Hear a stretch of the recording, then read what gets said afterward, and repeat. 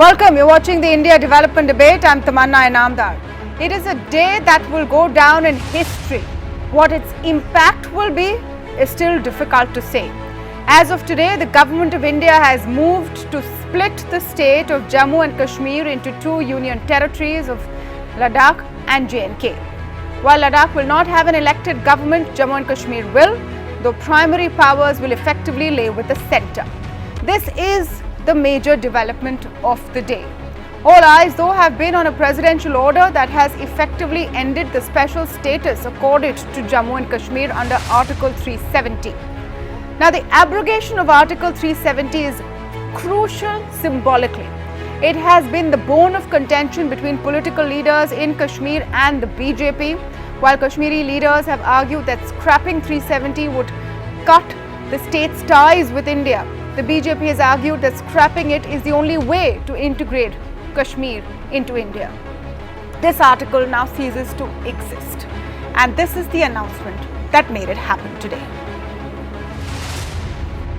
राष्ट्रपति संसद की सिफारिश पर यह घोषणा करते हैं कि यह दिनांक जिस दिन भारत के राष्ट्रपति द्वारा इस घोषणा पर हस्ताक्षर किए जाएंगे और इसे सरकारी गैजेट में प्रकाशित किया जाएगा, उस दिन से अनुच्छेद 370 के सभी खंड लागू नहीं होंगे, सिवाय खंड 1 के नामक तदनुसार पढ़ा जाएगा। मान्यवर, 370 के कारण जम्मू कश्मीर में कभी भी लोकतंत्र परकोलेट नहीं हुआ। 370 और 35 के कारण भ्रष्टाचार बड़ा फला फूला, बड़ा पनपा और चरम सीमा पर पहुंचा। 370 और 35 के कारण ही गरीबी घर कर पूरे देश के अंदर विकास दिखाई पड़ता है। घाटी के गांवों को देखते हैं तब हृदय के अंदर संवेदना आती है, आंख में आंसू आते हैं कि आजादी के 70 साल के बाद ये क्यों गुर्बत में जी रहा है, क्यों गरीबी में जी रहा है। मान्यवर, वहां के आरोग्य को भी इतनी सुविधाएं नहीं मिली, आरोग्य की भी, उसका कारण भी 370 है। विकास नहीं हुआ, जम्मू कश्मीर के विकास में बाधक भी 370 है। शिक्षा लेने के लिए जम्मू कश्मीर के बच्चों को देश भर के शिक्षा संस्थानों में जाना पड़ता है, इसका भी कारण 370 है। ये 370 मान्यवर महिला विरोधी भी है, दलित विरोधी भी है, आदिवासी विरोधी भी है और आतंकवाद की जड़ भी 370 है। So, of course, this was the Home Minister Amit Shah explaining in Parliament why he believed that removing Article 370 was crucial. We've seen a full day of debates where the opposition calls the step today a dark day for democracy. But how exactly did the government manage to scrap a 70-year-old contentious law in a manner of hours? Here's a quick explanation of what actually happened today.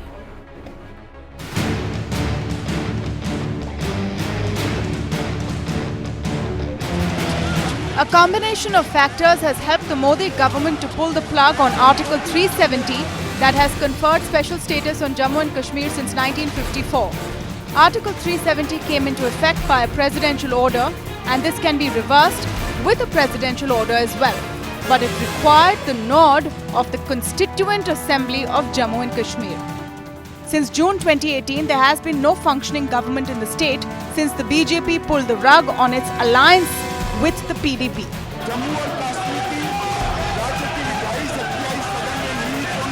The state was under governor's rule till December 2018 and has been under president's rule since then. The current presidential order has been moved with the concurrence of the governor.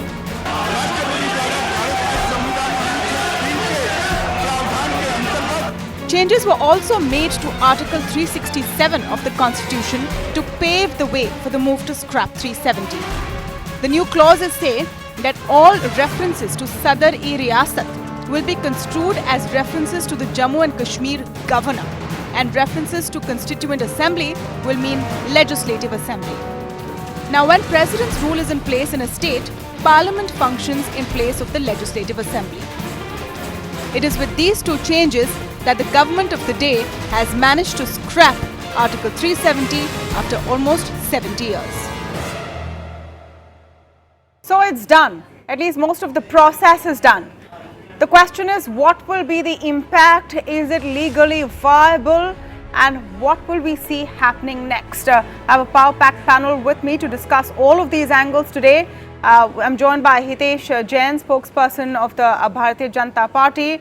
We will be speaking to M.M. Ansari in just a bit. Dr. Subhash Kashyap, constitutional expert, joins me on the show. I'm speaking with Aman Hingorani, senior advocate at the Supreme Court, Aishwarya Bhati, senior advocate at the Supreme Court as well, Rashid Kidwai, political commentator, and Shagarika Ghosh, consulting editor at the Times of India. Welcome to all of you, but I'm going to have to ask you to wait, because before I get into this debate, I'm joined now by Mr. Yashwant Sinha, former union minister, who has also led a citizens action group to Jammu and Kashmir in the pursuit of forming a bridge in the erstwhile state that has been strife-torn for long. Mr. Sinha, thank you for speaking with us on India Development Debate. Now, Article 370 and the abrogation of it is a long-standing demand of the Bharatiya Janata Party. They have gone by the book, so technically they're well within their rights to bring this today. Is the problem that the government did not take the people of Kashmir into confidence, or the way that it was done? That and the dubious process which has been adopted, which to me appears to be unconstitutional, both are flying in the face of the claims made by the government. And the stark reality which has come out today is that while these measures were being discussed in the upper house of Indian Parliament, there was a complete shutdown in the Jammu and Kashmir Valley, and also in Jammu. I mean, there was no way in which one could reach people in Jammu. There was no way in which we could reach to people in the valley. It appeared as if suddenly there has been martial law imposed in these areas. And apart from 370 and 35A, the whole state of Jammu and Kashmir stands dismembered. It is now a union territory. Ladakh with legislature, Jammu and Kashmir, Ladakh without, and Jammu and Kashmir with a legislature. So the Jammu and Kashmir, Ladakh has been reduced to the status of Chandigarh, and Jammu and Kashmir, the big state of Jammu and Kashmir, has been reduced to the status of Delhi, or let's say Puducherry. If you look at the size of Delhi and the other reasons accompanying it, look at the side of Puducherry, they are city states. Jammu and Kashmir is not, it's a huge big state, and it's now a union territory with a lieutenant governor. One does not know what will be the distribution of powers between the lieutenant governor and the elected chief minister and government. Right. But if it is like Delhi or worse than Delhi, then who would like to be the chief minister of Jammu and Kashmir in such a situation? Do you think Omar Abdullah would like to become the chief minister, or Mehbooba Mufti would like to become chief minister? I mean, this is ridiculous in the extreme, and therefore we have to divide what the government has done today in three parts.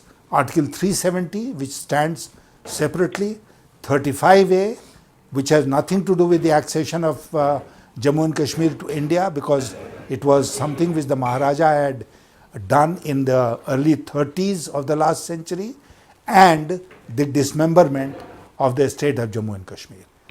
I mean, why should any government do this kind of thing?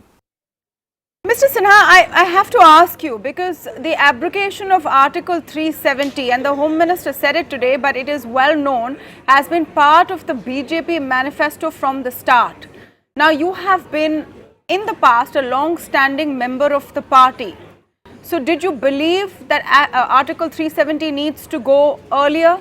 Do you still believe it, or do you stand against it? No, I believed in the alacrity with which the BJP compromised its position on Article 370 and a couple of other issues like Common Civil Code and Ayodhya, when they needed a coalition government, other parties to form a coalition government. We gave up these three things immediately. And during the time that I was a minister in Atal Bihari Vajpayee government, these issues did not come to the fore because we had already given up on them. Now, it is true that technically 370, abrogation of Article 370, 35A was mentioned much later, has been mentioned in every BJP manifesto, but we never came to a point where even as BJP, we wanted to act on it. I mean, I can vouch for the time that I was a minister in Atal Bihari Vajpayee government and the time that I spent in the opposition with the BJP. Never did anyone in the BJP say that we must now press for abrogation of Article 370 in Parliament. Yes, but it's in the manifesto, and it's always been in the manifesto. So, logically taking that forward, is the BJP government then not well within their rights to implement what they've promised the people and to assume that people who have voted for them have wanted this to be implemented because it's in their manifesto? No, they are not. They are not, because everything in the manifesto is not being implemented by this government. No manifesto has been completely implemented even by the BJP in the past. That's point number one. And point number two is that before you implement any measure that you have mentioned in your manifesto, you will have to take into account the prevailing situation and the wishes of the people. Why is there a clampdown in Jammu and Kashmir today, especially in the valley? If the people are with us, then we should have been celebrating the abrogation of Article 370 with them in the streets of Srinagar and Anantnag and Sopore and where whatever you have, all the cities of the valley. But why have we done it with the silence of the graveyard in those parts of the country? Why? The Home Minister claims that with the suspension of Article 370 and 35A, terrorism will finally come to an end in the valley. There will be development, there will be jobs, industry will want to come and invest over there. Do you think that it's worth giving this a shot, considering nothing really has happened in the last so many years to fundamentally change the situation in Jammu and Kashmir? The claim of the Home Minister is laughable, because it was not because of Article 370 that Jammu and Kashmir was not developing. It was not because of Article 370 that Jharkhand was not developing. Why wasn't Jharkhand developing? Why weren't other parts of the country developing? I mean, the Home Minister has promised the moon to the people of Jammu and Kashmir as a result of the steps that they have taken. It will take much more than a bland announcement in Rajya Sabha to implement what he claims. And wasn't terrorism one of the objectives of demonetization? And was there a claim by the government that demonetization had ended terrorism in Jammu and Kashmir? Now, this claim falls in the same same class. No, so now what happens next, Mr. Sinha? What happens next, especially when there is an elected government? Because as we explained earlier in the show, this has become possible because there is President's rule in Jammu and Kashmir right now. There will be an elected government at some point. Even the bifurcation says that there will be an elected government of a union territory. What happens then to the parliamentary procedure which has been mooted today? Well, I have great apprehensions about how the situation will unfold in the coming days, and my fear is based on the kind of steps, draconian steps, that the Government of India took before making these announcements, and the situation which prevails in the valley today. No people can go on living under this kind of martial law. and sooner than later this will have to end. And what will happen on the day when this ends is something which sends shivers down my spine. Thank you so much, Mr. Sinha, for speaking with us.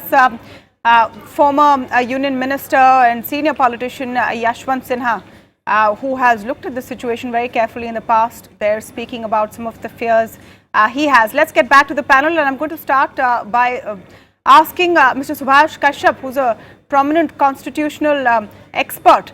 Mr. Kashyap, the question here is that has the government and the president, actually, because it's a presidential order, effectively taken consent from the central government to put this into place, considering that right now there is no elected government in charge in Jammu and Kashmir. There is a governor. That is the loophole effectively that has been exploited. Will that stand scrutiny going ahead?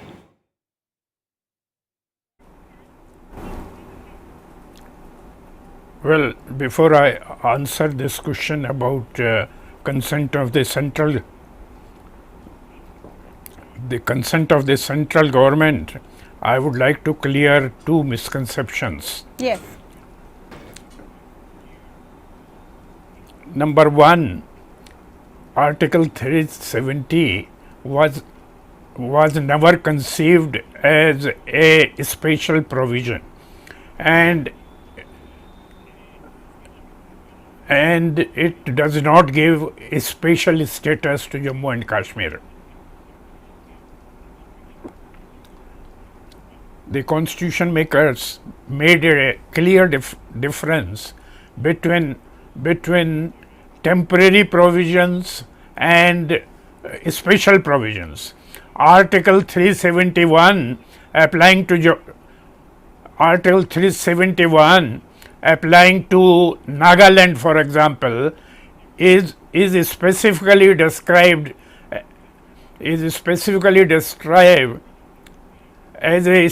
provision, and Article 370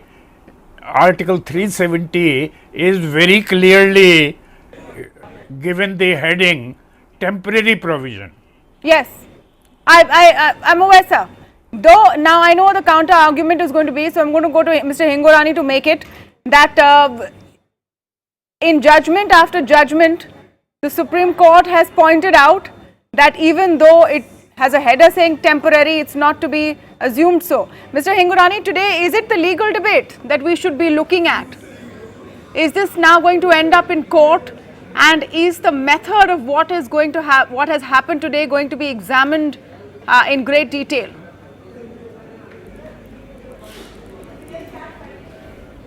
Well, I think that it is going to be debatable as to what has happened. Just to put this at rest for the temporariness of Article 370, the Supreme Court in Premnath Kaul's case has discussed why it was temporary, and that was because there was got to be a transition for monarchy into the state, the power to be transferred from the monarch to the State Constitutional Assembly, which was yet to be set up. It was set up in 1951. And that State Constitutional Assembly was to decide the constitutional relationship between the state and India. So that's why it was temporary, that's why it was a transitional position. But that's not the main issue today. The main issue today is this particular order which has been passed today is actually in two parts. One part replaces the 1954 order and applies the entire constitution to the state, which I feel actually will not make much change on the ground, because even independent of this, over the decades, successive regimes have slowly extended virtually the entire constitution on the state. So this is not too much of a significance as far as I'm concerned. It is this latter part where the state Article 370 Clause 1 has been used to nullify the protection of Article 370 Clause 3. Now, it's a basic principle of law that one constitutional provision cannot be construed in such a way so as to nullify another constitutional provision. So, by taking recourse to 367, that is what is sought to be done. It is important for the viewers to know that once the ruler decided to accede to India, it was a conditional accession. The entire state of J&K became an integral part of India. But the ruler gave only external affairs, defense and communications and ancillary matters. and the ruler said, I do not want to merge my territory, and the State Constitutional Assembly will decide the future constitutional relationship. Article 370 itself contemplates the State Constitutional Assembly being set up, it framing a separate constitution. Yes. And it is that State Constitutional Assembly which is specified in Article 373, which can make a recommendation to make that article inoperative before President declares so. Now, the State Constitutional Assembly in 1952 made a recommendation, but that recommendation was not to make it inoperative, it was on the contrary to make it operative with a modification. And so that's got spent. Now, the question of substituting a State Constitutional Assembly with a State Assembly, which with President's rule becomes Parliament, Yes. is like New Delhi telling itself, yes, we can abrogate Article 370. Which So is the that point I makes a made mockery earlier. of the entire It is- instrument it of is- accession. the very central term government from is- which an instrument of accession. Yeah. The question is that is it going to go to court and Yeah. is it going to be challenged? I've got Aishwarya Yes. Bhati with me. No, the instrument of I accession want is- Aishwarya Bhati with me, and I know I have a panel full of lawyers and legal just experts want to make today. one point. But I Instrument- would just request you to just keep one- it a little simple. Keep it a little simple so everyone listening I can just come make in. one point? Yes, Mr. Hingorani. Yes. Can I just make one point? Yes. Yeah, one point only. An instrument of accession has been held by the Supreme Court to be an act of state which binds everybody. So nobody can in Srinagar or nobody can in Delhi can say J&K is not a part of India, but they are also bound by the terms of the accession. They can't just reopen it or expand it. Okay. Aishwarya, what is your response? Do you think that this is bad in law? And of course, Well- this might be a hypothetical question. One doesn't know if this is going to be challenged in law and then what the Supreme Court will do. But at the very basis, has it been a flouting of process and procedure? Well, my opinion on this is a little different from my colleague Aman here. I feel, history has shown to us that the accession, it was not just for J&K. Accession was of all the princely states that India was divided into prior to reorganization. And there were other conditions also of accession like privy purses, etc., which changed. Now, temporary and transient provisions had to change. Now, importantly, what 370 has actually enabled the state to do is to carve out an exception in a manner like Article 35 capital A, taking away social justice, making mockery of social justice and gender justice to a level, political ostracization of communities living there for 50, 60 years, not being able to vote in the local elections. Very too many issues, proxy war being fought in that territory and being a hotbed of terrorist activities. All those issues are there. But coming to the legal challenge to it, in my opinion and my understanding of the constitution and the law, where it is a question of political decisions and political policy of the government. Yes. The courts usually keep, they don't usually interfere too much, and they say that unless the policy is completely arbitrary, it is the government's executive and legislatures domain to go into it. So it's not like that's going to happen. And I think we need to understand this, Tamanna, very clearly, that there have been 4 wars, and not just 4 wars where innumerable lives have been lost. Apart from the war situation, we have continued to bleed in J&K. More than 80,000 defense personnel have lost their lives in the last 70 years in non-war situations. But what does it have to do with Article 370? Things had to change, and I think it's very important. So let me come to the key questions. And this has been pointed out in Parliament as well, that there has been strife in Jammu and Kashmir undoubtedly. Lives have been lost undoubtedly. There needs to be economic prosperity for the people of Jammu, Kashmir and Ladakh undoubtedly. Will scrapping Article 370 truly achieve this? Will it make a difference? Sagarika, I want to come to you, and a point which was made earlier as well in the show, that effectively Article 370 had become watered down over time. There were very few sort of Indian laws which were not being used in the erstwhile state of Jammu and Kashmir. So is scrapping it really going to be the silver bullet that everyone's going to is talking about today, that terrorism will go, jobs will come back, industry will come back? How does it actually make a difference? Tamanna, I'd like to take a broader view, not restrict myself merely to the confines of the law. I think, yes, the law can be read as discriminatory, it can be read as imprisoned in context, it can be read as outdated, and therefore Article 370 perhaps was a dead letter, and its abrogation was in the manifesto of the BJP, and the BJP has gone ahead and abrogated it.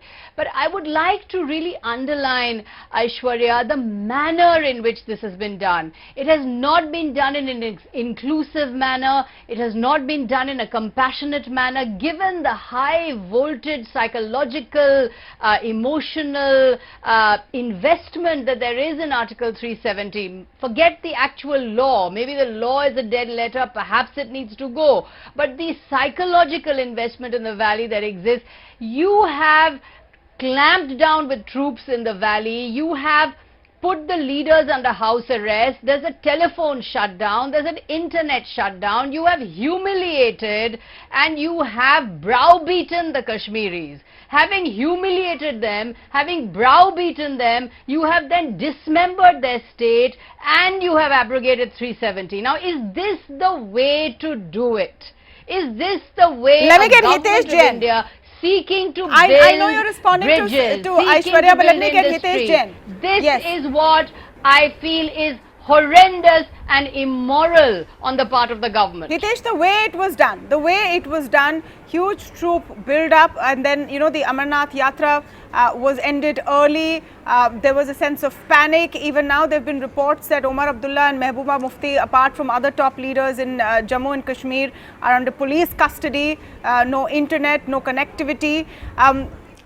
Was that the way to close the distance, or have we ended up, at least for now, increasing the trust deficit?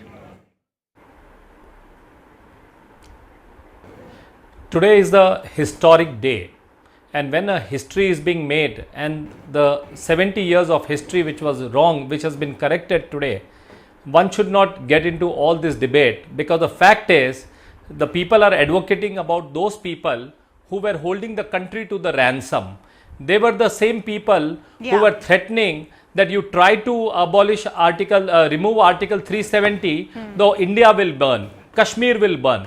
What was the kind of language? I mean, what we have to see, the one figure, 41,894. Now, this is the number of people, they have lost their lives in 7 decades. I mean, has Article 370 served any purpose? This is the question that needs to be asked. Yeah. Today, Hitesh, one of the Hitesh, very may I just prominent come in here? industrialists, he has Hitesh, gone on the Hitesh, may I Twitter, come in here, Mr. please? Harsh Goenka. Yeah. No, one minute. Hitesh, you've come on my show and started by telling me what to ask. So you will have to listen to me for a second. Hitesh Jain, 1 minute. Hitesh Jain, 1 minute, and after that you can speak for as long as you want. So the scene is, sir, that of course you can say what you want, but what must be debated and what questions must be asked is something that everyone on this panel has a right to talk about. And yes, it is a historical day. What its impact and effect will be remains to be seen. Today we're going to discuss this from every possible angle, including the question that has been put to you. And you have complete freedom to see what your response should be. But not to say that don't ask this and don't ask that, sir. Yes, so please continue on that note. So we have to look at the 2 factors. Yes. One, there was a credible threat, and you saw 7 people who were trying to cross the borders, they were killed. So the fact is, whether there was a credible information about the threat that was existing in Pakistan, from Pakistan people crossing over to Kashmir, the evidence is the 7 people who were killed 2 days before. So that was a credible information, and there you have to believe the intelligence and the army when they feel that the infiltration was going, and from that point of view the certain decisions were taken. You have to appreciate from those circumstances. Second, what did the government do? They followed the constitution. 370 clause 3, Article 370 clause 3 provided a procedure. That procedure was followed, and then the approval, and then you are taking the approval from the parliament.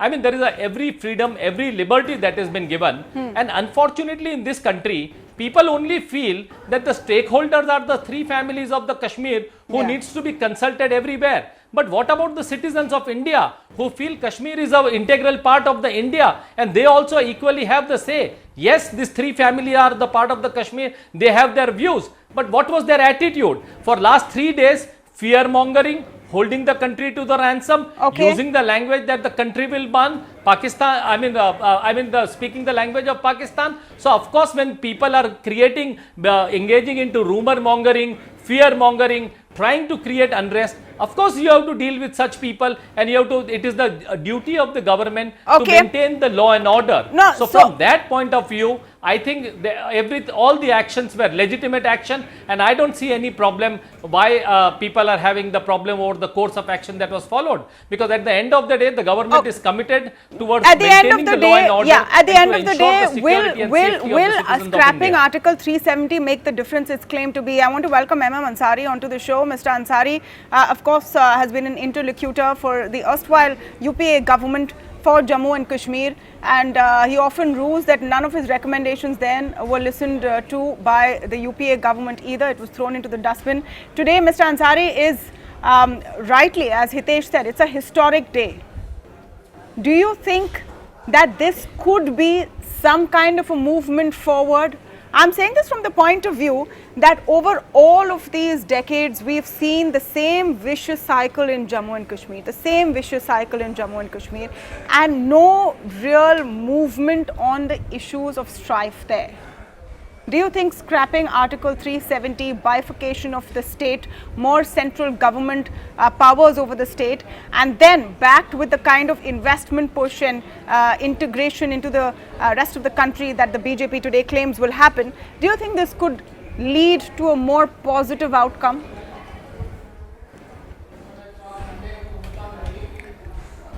Well, as far as you said that this is a historic day, it may be indeed for the party in power, which has been making an essential part of the manifesto, which they have promised again and again. So this has been an part of the manifesto and agenda of the RSS and the BJP, and they have implemented in what sober manner, and therefore you can say that yes, for them it is a historic day. But at the same time, it could also be a black day because the understanding with the Jammu and Kashmir, the way it happened, there was a great deal of discussion way back in 48 to 52, and it was through the negotiation process and understanding between the leaders of the Jammu and Kashmir and the leaders of New Delhi that agreement was reached, and the state which was to go to Pakistan merged with the secular India, while the Jammu and Kashmir having the majority Muslim, they did not go to Muslim Pakistan, rather they wanted to remain with the secular India. Unfortunately, that trust that was built up, that trust is now broken, and therefore the trust deficit has increased. That is number one. Number two, I would say that India has been a great secular and democratic country, and we have been following all the democratic processes in reaching out the various decisions. Unfortunately, what we see that the Prime Minister, who has been talking of cooperative federalism, has now ignored all the aspects of cooperative federalism, and there has been no consultation with the leadership in Jammu and Kashmir, and even those who have been pro-India, like the National Conference and the PDP, they have been asking the last week as to what is going to happen in the wake of the build-up. Hitesh wants to respond to you. Neither the Prime Minister nor the Governor told anything. Rather, they talked of that there is going to be some attack from the outside, but incidentally, I'll get a response from Hitesh, and then Aman Hingorani wants to come in. But wait, the democratic process has been totally ignored. Well, I want to make one brief point. Yes, Hitesh. How Article 370, a provision which was by nature a temporary, is going to break the trust of the people of India? We have to also look at the historic factor in last 7 decades. What has happened?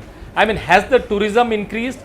Has the employment increased? Has the conditions of citizens increased? And what is the reason for not for the problem? Why people are feeling that they are different from India? Why people are saying that there is no development in the Kashmir? I mean, one of the reason for this is Article 370. All the problems of this, whether it was corruption, whether it was unemployment, whether it was militancy. That was Article 370. You know, that's it the part created I like need an to- invisible Berlin Wall between Okay. the state of Jammu and That's- Kashmir you know, and the other states of India. Now, I have to- you have to understand. Yeah. See, Junagadh was also accessed. Hyderabad also joined. Hitesh, I need to there was understand no this problem. further. 1 minute. How do you deal with Kashmir for 70? 1 minute, 1 minute. How will that, it's the question I asked you earlier, Hitesh, when you said don't ask such questions today, but it's an important one. It's the question I asked you earlier. How will scrapping Article 370 change all of these situations? And I want Aman Hingorani to come back on the point that he was trying to make. How will Article 370 going change Yeah. all these situations and Just- can it? Yes. No, I just want to make a couple of points. First of all, I'm not getting into this debate on the merits of integration or autonomy. That is something for the politicians. I'm saying it from the legal perspective. First of all, Article 370 itself has not been scrapped. It has not been abrogated. It's a preferential status which has been taken away. And that, according to me, is likely to be challenged. And being a lawyer, what I can apprehend or I can assume is by the time the court is afraid to comply, by the time the court goes into the matter, there's a decision, the notification is already in effect. So it's already afraid to comply. But another point which I wanted to make is that this will have a ramification at an international level. You already have Pakistan saying that we will be internationalizing this particular issue, going to the United Nations Security Council. And I would actually seize this opportunity to remind New Delhi that the Kashmir issue is not only the Kashmir Valley, just 9% of the state, or cross-border terrorism. Kashmir issue is recovering our territory, POK in northern areas, as per the 1994 parliamentary resolution. There is a mandate on New Delhi that Pakistan and China have to vacate our territory. And so, rather than focusing only on the territory which we have with us, it's a multi-layered issue.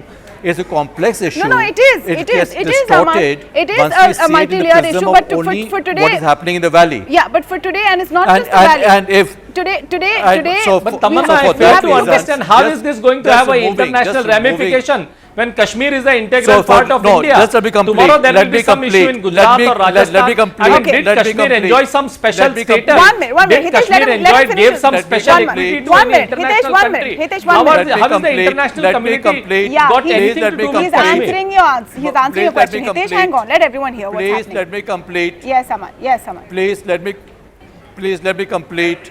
Please let me complete. It is New Delhi which had internationalized it in 1948. Then we made it bilateral. The answer to your question is, will Article 370 by itself resolve the Kashmir issue? My answer to that is, it will not. Unless you resolve, you get rid of the disputed territory tag which we have given to Kashmir. But Kashmir is an integral part of India. There's no doubt about it. But it is New Delhi which saw the accession as being Mr. provisional. Hingorani, you are Okay, talking 1 minute. about I want to international come to Rajya ramification, Kidwai. not about I want to whether come to three Rajya seventy Kidwai. is 1 the minute. problem. Yes, Please yes, Adra, answer 1 minute. how this is going to Hitesh, be have a Hitesh, international can I raise the stop point ramification. about taking all over this my talk show, about Hitesh? territory? Let me do my No, job. No, Hitesh, please. it will be misused. 1 minute. It will Aman, hang misuse on. by Pakistan. Aman, hang on. Please, let me conduct It this will debate be misused because by I think it's Pakistan. important everyone gets a say and everyone understands what's happening. You know, I like to believe our viewers come here to understand the issues, and we've promised them to explain this from every angle, including the international one. It's an important point. India has earlier in the day spoken to envoys of P5 and other top allies and explained to them what we've done. The way we see it, it's a completely internal issue, so it has nothing to do with anyone else. Yes, noises will be made. Rashid Kidwai, let me come to you on the political ramifications of what we're about to see. And one question which hasn't been raised in the conversation so far. The government has managed to, and via presidential order, scrap 370 because as of today, there is no elected government in the state of Jammu and Kashmir. Even the bifurcation sees an elected government in the future, even though it will be for a union territory. But there will be a chief minister, there will be a council of ministers. What happens then?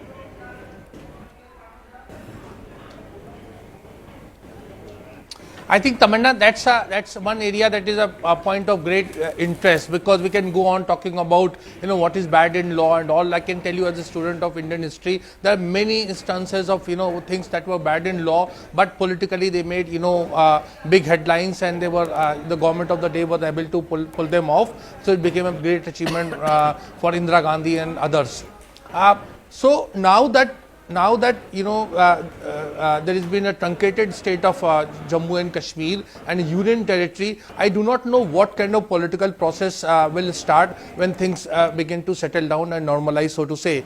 The problem will be that BJP would need a big foothold in Valley in order to sell this line of all those a kind of investor summit in November, and people buying property and peace and prosperity, all those things. For that they would need a key player in the Valley, because unless you have somebody to counter Umar Abdullah or Mehbooba Mufti, it will be very difficult to have some kind of sense of semblance of normalcy in the state. And that is where I think I am very curious that if BJP have some kind of card up its sleeve, will there be Sajjad Lone or somebody, an important player in the state who will come forward? Because I don't see, in union territory, a kind of space for big political parties. There is already PDP, there is NC, and there is Congress, and of course there is BJP. So other than the Jammu region and all those things about, if we talk about change of demographic profile and all, this is all going to take a lot of time.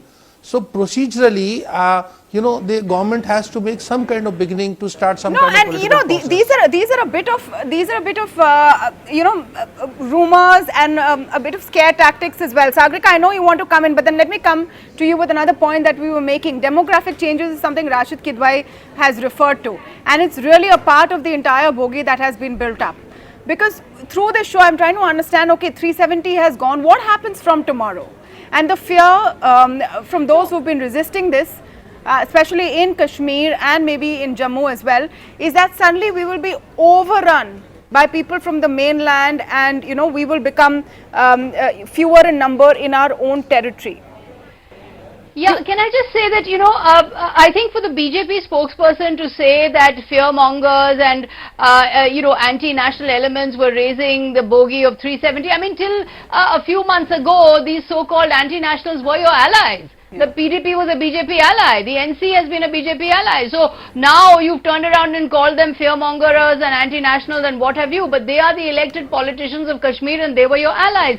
Now I think, what you're saying about abrogating Article 370 leading to investment and trade and peace and the end of terrorism. The fact is, how are you going to build trust with the people? We are constantly talking about the territory of Kashmir and asserting our rights over the territory of Kashmir and asserting our rights over the land of Kashmir. India has an inalienable right to Kashmir. The land of Kashmir is integral to India. What about the people of Kashmir? How are you going to bring development in Kashmir if you're not going to win the trust of the people, if you're not going to win the trust of the people over? And the manner in which you have pushed through this particular constitutional monstrosity, to quote Chidambaram, the manner you have locked down the Kashmir Valley, you're not allowing the Kashmir politicians to speak, you're not allowing Kashmiris to speak. Look at the eerie discussion we're having at the moment, Tamanna. Yeah. We all sitting in Delhi and Bombay are having this conversation. There's not a single Kashmiri voice. I could not manage to. There's not a single Kashmiri politician. I could not manage There's not a single because and not they're locked down. Because they're locked down. 370 build the trust with the people of India in last 7 decades. So it's the Sagarika, silence can you answer one question? Okay, you make your point, Sagarika, can you answer one question? That in last 7 decades, with Article 370. Sagarika, 1 minute. Sagarika, please, I request you, let Hitesh respond. Yes, Hitesh. I want to ask one question to Sagarika. For the last 7 decades, 41,894 people were killed. Industries were closed down. So did Article 370 build any trust with the people of India? It was a temporary provision. It failed. So certainly we have to look beyond. You cannot keep on going into the provisions which have failed, which has not been able to bring any progress, which alienated the people. So therefore we have to look ahead. We cannot go back into the past merely because it does not suit your position or whatever. You may be happy or not happy. You have to look at the people of India. You have to look at the larger wish of the people of India and larger wish of the people what of about the people of Kashmir, Kashmir? What about the people of Kashmir? Okay. You have to answer one minute. I want to come to MM Ansari. It's a good question. Hitesh, it's a good question. I'll tell you why. It's a good question. Any answer for that? 1 minute. And I'm going to come to MM Ansari.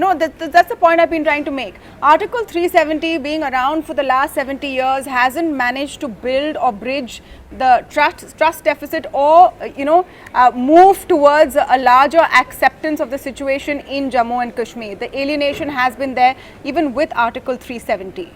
On the other hand, Article 370 going may not be the cure-all that is being made out to be today.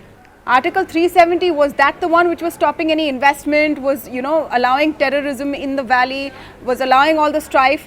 So there are no real answers, which is why I said in the beginning of the show, the bifurcation is the biggest story. Article 370 remains symbolic today, doesn't it, Mr. Ansari?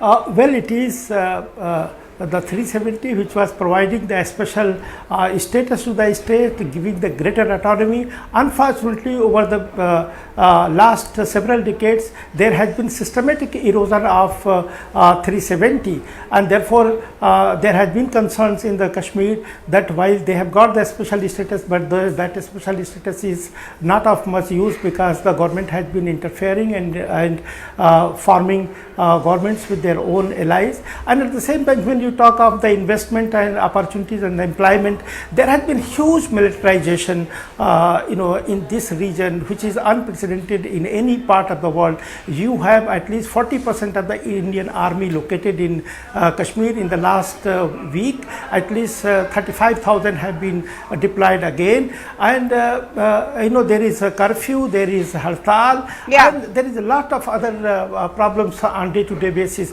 How do you expect the people to invest there when many of the investors even are leaving the country? And it is also said that this step which the government has very hurriedly taken without taking the Kashmiris in confidence is to deflect the minds of the people when the economy is sliding down. People are saying that, Mr. Ansari, what we see is that the economic development takes with a different purpose, and to say that 370, there are two separate issues. There's two separate issues, and we talk about economy day in and day out right over here. I know there is this theory that this is a deflection, etc. I don't know if one deflects from the other. Everything is happening simultaneously. So let's not go into that. I want to go into now what happens next and how we will see this going forward. Aishwarya Bhati, I raised that question a little while earlier. To your mind, what happens when there is a democratically elected government in the Union Territory of Jammu and Kashmir tomorrow? Does this situation remain? Because remember, this is a presidential order which reversed an earlier one. There can be another one tomorrow that comes back to status quo.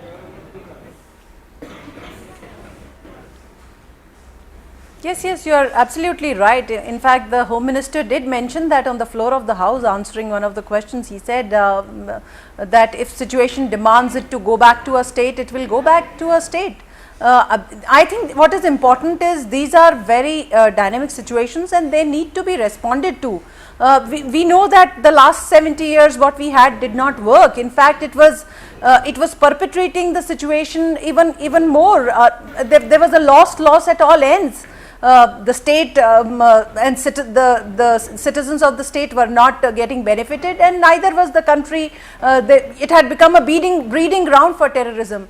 So this is an experiment, to my mind, a situation. This is a very welcome step, and it is likely to change the situation in many ways.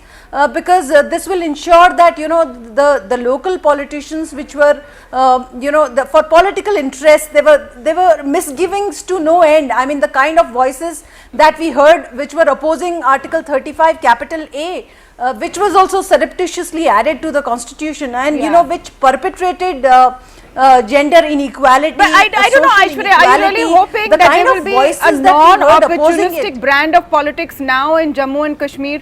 Politics by nature reeks of opportunism. And we saw that in the politics of Jammu and Kashmir as well. We will continue seeing that in the politics of every state. That is in the nature of politics, isn't it? To see that there is a problem and then to make the most of it. The question is, are you tackling the problem from its root? You're right, 370 claims to. You're right, Tamanna. You're right, Tamanna. We saw that happening a lot, but situation went to such an impasse that the youth of Kashmir were actually, they were being recruited as stone pelters. There was no real development and no real economic activity. The tourism, which was a haven for the state, was also completely, it had withered away. Yeah. So I think economic prosperity, if that comes to the state, then the resilience will come from the electorate itself. It's not an outside solution that can work for J&K. The trust will have to be built with the local population of J&K. That is true. And economic development is the only way forward. That is true, but that is also something that has been attempted since a long time. Rashid Kidwai, I'm going to draw through this question to you, everyone's attention to what has been happening with local level elections in Jammu and Kashmir. And also the first time that Home Minister Amit Shah, after taking charge, visited Jammu and Kashmir, he made it a point to look at all of the panchayat level elections, meet ground level leaders. So this is not just a scrapping of one law and bifurcation of the state. There's going to be an attempt, the way I see it, to rebuild ground up the entire political structure in the state.